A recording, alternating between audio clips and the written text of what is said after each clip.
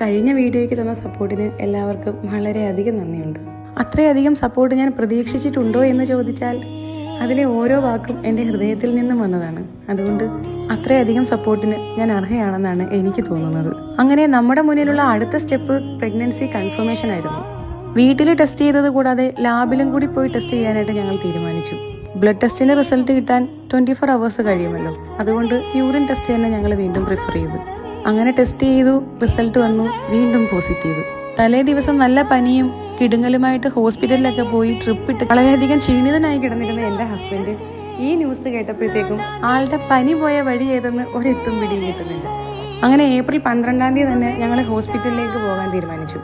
അടുത്ത confusion hospital ഏത് വേണമെന്നായിരുന്നു. അനുചേച്ചിയുടെ നിർദ്ദേശപ്രകാരം ഞങ്ങൾ കിംസിലേക്ക് തന്നെ പോകാൻ തീരുമാനിച്ചു.